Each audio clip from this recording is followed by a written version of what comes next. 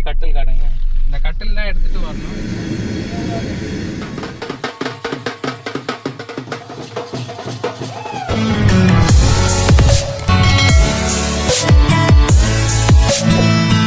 Hi, hello, வணக்கம், welcome back to our channel idli hey. So நம்ம வந்து பிவானி வந்தாச்சு, 2 ஸ்பெஷலான கெஸ்ட்டு வந்தாச்சு நம்ம வீட்டுக்கு. ஸோ 17th அன்றைக்கி நான் சொன்ன மாதிரியே அவனுக்கு வந்து ஒரு ஃபங்க்ஷன் இருக்குது. அவங்க வீட்டுக்காரங்க வந்து எல்லாருமே ஃபஸ்ட் டைம் அவனை பார்க்க வருவாங்க. ஸோ அந்த ஃபங்க்ஷன் பேர் தான் ஜல்வான்னு சொல்லுவாங்க. அதில் என்னென்ன இருக்குன்னு சொல்கிறது நாளைக்கு காட்டும். நாளைக்கு தான் ப்ரோக்ராம் இருக்குது. நாளைக்கு என்னென்ன இருக்குன்னு ஒரு லைனில் சொல்கிறேன்.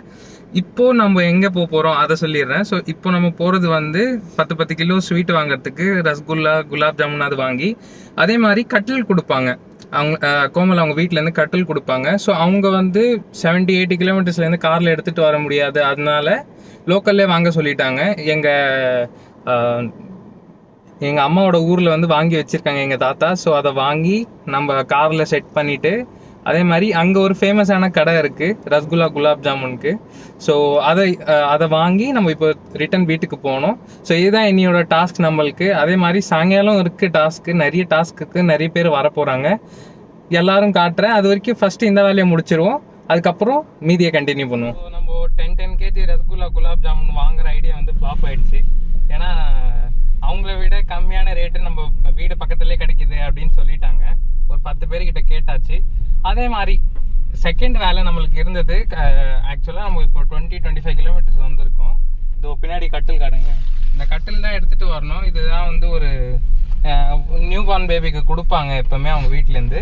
இது ஒரு ரிச்சுவல் இருக்குது எங்கள் சைடில், ஹரியானா சைடில் இது ஒரு ரிச்சுவல் இருக்குது. எப்போவுமே கொடுப்பாங்க. புதுசாக பிறக்கிற குழந்தைக்கு வந்து கட்டில் கொடுப்பாங்க, மெயினாக ஆம்பளை பிள்ளைக்கு. எஸ், அந்த ஒரு டிஃப்ரென்ஷியேட் பண்ணுறாங்க அப்படின்னு நம்ம யோசிக்கக்கூடாது. ஆனால் அது வந்து எப்போத்துலேருந்து ஓடிட்டு வந்துட்டு இருக்குது. ஸோ நம்ம அதில் வந்து எதுவுமே சொல்ல முடியாது. ஸோ நீங்கள் பார்த்த மாரி இப்போது வண்டியை திறந்து அப்படி தான் எடுத்துகிட்டு வர வேண்டியதாக இருந்தது. ஸோ இதை எடுத்துகிட்டு கரெக்டாக இப்போ வீட்டுக்கு போய் சேர்றோம். அதுக்கப்புறம் என்ன வேலை இருக்குது, என்ன டென்ட்டு போடுறாங்க, அதே மாதிரி ஆர்டர் கொடுத்தாச்சு. ஃபார் யுவர் இன்ஃபர்மேஷன், நம்ம ஆர்டர் கொடுத்துட்டோம். நம்ம வீட்டாண்டே 80 ருபீஸ் கிடச்சிருச்சு. Actual rate 140. அவன் வந்து நம்மளுக்கு தெரிஞ்சவன்றதுனால 60 ருபீஸ் குறைச்சி 80 பண்ணிட்டான். ஸோ நம்மளுக்கு ஒரு 60 ருபீஸ் கேஜி ஒரு ப்ராஃபிட் நம்மளுக்கு. அது யார் பார்க்காம இருப்பா, நம்ம இப்போ எல்லோரும் பார்க்குறது தான். ஸோ கரெக்டாக எங்களோட அம்மாவோட ஊரில் வந்துட்டு இதை வாங்கி இப்போ கரெக்டாக வீட்டுக்கு போயிட்டு வந்தாச்சு. ஸோ ஃபங்க்ஷனுக்காக அதை இந்தமாரி இது கட்டிகிட்டு இருக்காங்க. இந்த மாதிரி கட்டிட்டு அழகாக 4 பக்கமே கவர் ஆகிட்டு இதை போட்டு அழகாக சூப்பராக ரெடி பண்ணிட்டாங்க. ஸோ இதுதான் நம்மளோட டோர் ஓப்பனிங். ஹவுஸ் டூருக்கு ஒரு வீடியோ இருக்குது. இங்கே தான் நம்ம கார் நிற்குது. ஸோ இங்கேருந்து எப்படி தெரியும்.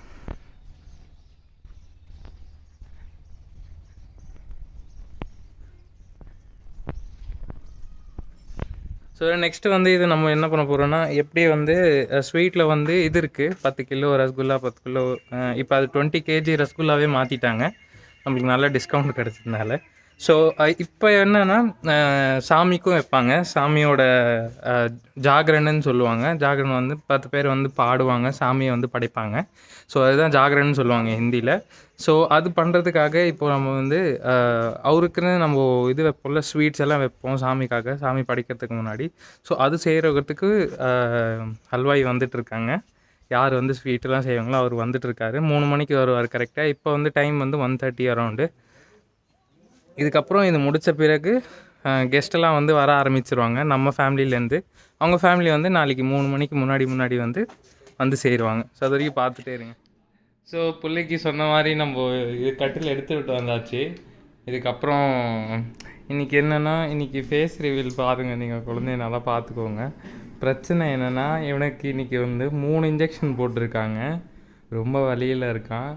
2 காலில் போட்டிருக்காங்க, 1 கையில் போட்டிருக்காங்க. அதே மாதிரி 2 ட்ராப்ஸ் கொடுத்துருக்காங்க இவனுக்கு. 1.5 months கம்ப்ளீட் ஆன பிறகு கொடுப்பாங்க. ஸோ அதனால் அவன் வந்து அழுதுகிட்டே இருக்கான். அவங்க அம்மா அவனை தூக்கி சுற்றிட்டு இருக்காங்க. அவளுக்கு ரொம்ப ஹெக்டிக்காக இருக்குது. சமைக்கிறவங்க வந்துட்டாங்க. பூந்தி செய்ய போகிறாங்க, பூந்தி லட்டு செய்ய போகிறாங்க.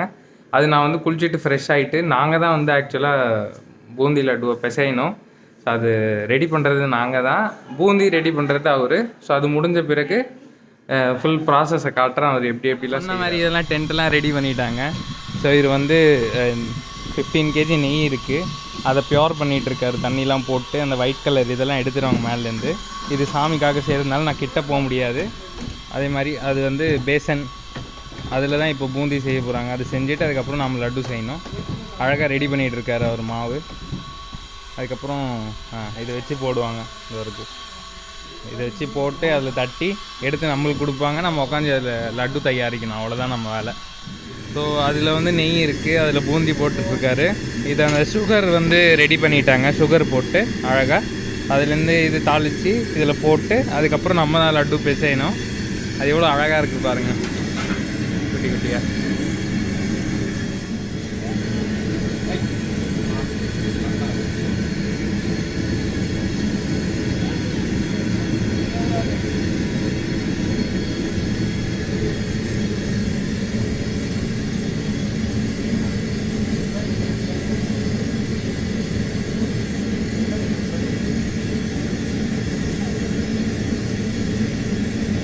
The next day.